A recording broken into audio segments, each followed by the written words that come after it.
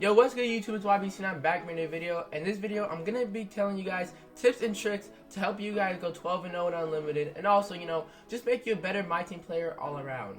So if you guys are having a lot of trouble, grinding out those wins and becoming a better player in My Team, this video will definitely help you. So with that being said, if you guys are new, just make sure you guys hit that subscribe button. And also, if you guys do me a quick favor and drop a like, that would help out a lot. Let's try and aim for 250 likes on this video. Now, the reason why I say I'm also going to be helping you guys get better at the game is because I'm not going to be advising you to, cheese your way through to 12-0. I'm going to be giving you guys tips and tricks to not only go 12-0, but also become a better My Team player all around. Now, I'm going to tell you guys to trust me on this information because a lot of you guys don't know. Last year, I was ranked the #2 My Team player in NBA 2K19 Myteam in terms of skill. My Team ranker posted on their Twitter. I will put a screenshot up for you guys. YBC me was the second best My Team player last year.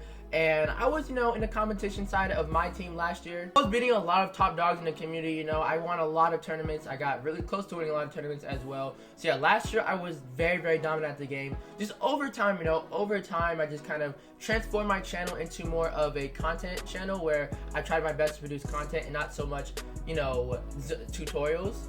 And in those tutorials, I pretty much, told you guys how to play better defense. But now in this video, I'm gonna be helping you guys become a My Team player all around and help you guys go 12-0.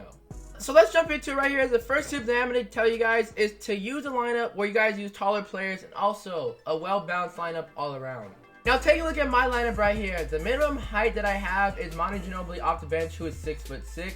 The reason why I say you guys should run taller players is just because of the fact that literally everybody runs, Granger at point guard, Karen Leakley at point guard, Turk Lou at point guard. So many people, even Blake Griffin at point guard, So many people this year just run tall players, and that is, the wave this year. To run taller players so you can pretty much shoot over the smaller defenders. That is why I say run a taller lineup, because we have Magic Johnson at the point guard, who is 6'9", Scottie Pippen at the 2, who is 6'8", Granger at the 3, who is 6'9", Blake at the 4, who is 6'10", and Pau Gasol at the center, who is over 7 feet tall. Off the bench, like I said, we have big bodies and tall people who are going to be able to contest shots. That's the thing about this year, it's all about contesting those jump shots and not letting people shoot open jump shots in your face. And also, it is also good to have, a well-balanced lineup. You guys aren't going to want to have somebody like Ben Simmons and DeAndre Jordan in the same lineup who can't shoot threes. You guys want to have a well-balanced lineup all around. For example, in the starting five, we have Magic Johnson, who's my playmaker, Scottie Pippen, who's my lockdown defender, Danny Granger, who's my sharpshooter, Blake Griffin, who is my slasher, and Marc Gasol at the center position, who is, just an all-around big man who can shoot threes, rim protect, grab rebounds. So my starting five and off the bench as well is very balanced all around. There's not like a weak spot that I need improvement on. All around, it is very solid. I don't have too many sharpshooters. I don't have too many interior players. I have a well-balanced team of, a lockdown playmaker, sharpshooter, a well-balanced team of everybody on this squad. As moving on to tip number 2, this is going to be to lower your team's total overall to play up against weaker squads. Now, we take a look at my squad. As you guys see, it's 99 overall across the board. But you guys see we do have 3 bronze players in the bottom right. Those guys are going to be very, very useful because we go to coaching right here and lower the minutes of all of our, diamonds and pink diamonds. And we're going to give them to our bronze players off the bench. What this does is just simply, lower your team's overall totally so you can play up against trash and, weaker squads. Like now, as you guys see, we're 85 overall, so we're going to be playing up against 85 overall squads. Now we go back and say, for example, if we want to take out Dan Issel and replace him with a bronze player, it doesn't really matter who, we replace him with him, and we go to our coaching, and we give that more minutes to Ray Spalding. That is going to lower our overall to a 74 totally, and 73 offensive, 85 defensive. So with that being said, if somebody has an all-emerald team and that is their lineup, 73 across the board with an all-emerald team or something, you guys are going to be playing up against them. And when you guys play up against an all-emerald squad or a trash squad with this type of team, there's no way you're losing, Moving on to tip number 3, and this is going to be the one where you guys don't want to use trash releases. If we take a look at my squad, everybody on my team pretty much has a good release, except for really Magic. He's probably the only one who doesn't have a good release. But even except for it, he is 6'9". But moving right along, Scottie Pippen has a good release. Granger has the best release in the game. Blake Griffin has a solid release when he's open. Marc Gasol with the pick and fade with 99.3 has a really, really good release. Off the bench, Manu Ginobili is left-handed. He has a good release. Turk Lou is, same release as Granger, one of the best in the game. Giannis doesn't really have a good release, but he's not really a three-point shooter. And Draymond Green has the same release as Blake Griffin. Pretty much everybody on my team has a pretty good release. What you guys don't want is people like Chris Paul with Chris Paul type of releases.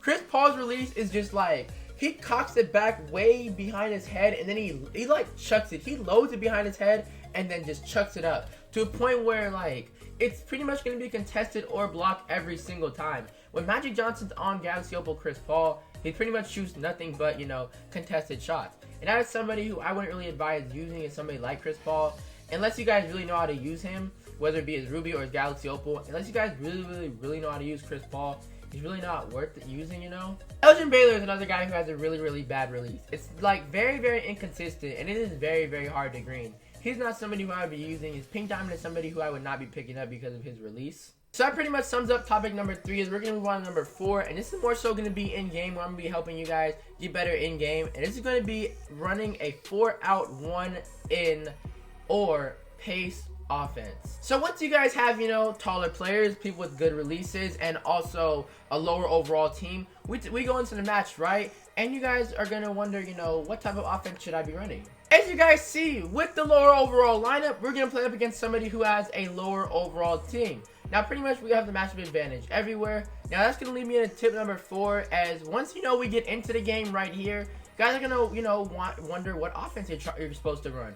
You guys are supposed to run either a 4-out 1-in or paced offense. Now, how you guys run that offense is you guys go right, you guys click right on your D-pad, you click L1, and then you press R2 or L2 to find, you know, which offense you guys would like to run. And either you guys should run pace or 4-out 1-in. I like to run 4-out 1-in because it's, you know, it's pretty much like a 5-out once you do pick and fades with like your big men and such. It's pretty much great for floor spreading and stuff like that. Or you guys, you know, could go up and run pace. Pace is basically where you guys, you know, have a great spread offense. You know, we go to pace right here. There we go. And you're pretty much, you know, going to be spacing out the floor really well and such like that, you know. 4-out 1-in and pace are pretty much the exact same thing, really. You know, it's basically, you know, you guys want to spread out your offense as much as possible. Now, once you know what offense you guys would like to run, now let's move on to the defensive settings. Honestly, there really is just 5 most important defensive settings that you guys are going to want to run. And the ones that I run in Unlimited right now is when you go to on-ball pressures, you know, I just like to run 5 or 6, not a lot, really. You guys are going to want to go to tight on-ball, tight off-ball, scroll all the way down to help, put no help for drive rules, no help for screen rules, and switch all for switch rules. Now, what I like to do on the on-ball screen is go over. I like for my point guard to fight over so no one shoots over me. So yeah, that pretty much sums it up. You know, for on-ball pressure, go tight. Off-ball pressure, go tight. On-ball screen, go over. And for the switch rules, switch all. Screen help rules, switch all. And drive help rules, no help. And no help for the switch screen rules. So those are defensive settings that I like to use in this game in Unlimited. So now, yeah, moving on to tip number 6 right here, as when somebody has takeover, you better use it. Now, for example, right here we have Danny Granger with takeover, and we're just gonna simply force feed him the ball right here. Let him go to work with takeover, because once somebody has takeover, you gotta, you know, let the man use it. Like right here, he's trying to double team Granger with takeover, but he shoots an open 3 anyway. You know, now we need a timeout. When somebody has takeover, you better use it. Like, my opponent is really struggling to score, you know, with everything that I have going so far. And we're going to hit it to Granger again because he does have takeover.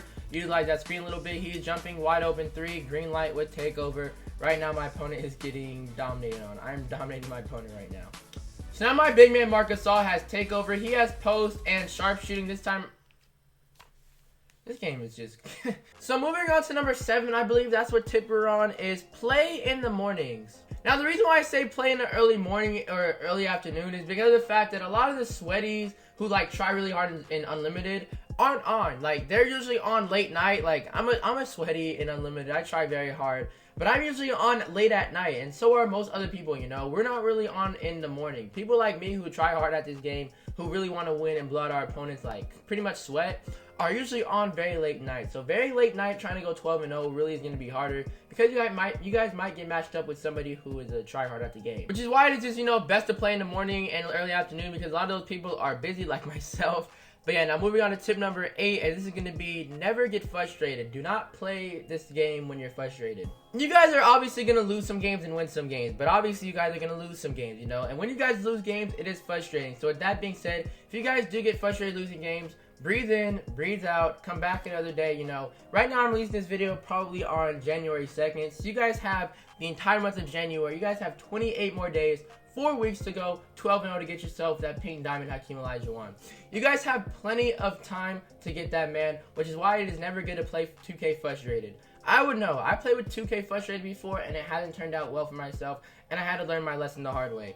I want you guys to learn your lesson the easy way by me telling you guys, don't play 2K frustrated. Breathe in, breathe out. If you guys want a little bit of a losing streak, come back another day. Okay, that's about it. You know, these were the 8 tips to help you guys go 12-0 in Supermax, unlimited NBA 2K19 Myteam. And these tips have helped myself, and now I'm sharing them with you guys. So if those tips have helped, make sure you guys do drop a like on the video because that does help out a lot. Subscribe if you guys are new. Thank you guys for watching. I'll catch you guys in the next one. And it's YBC, and I'm out. Peace.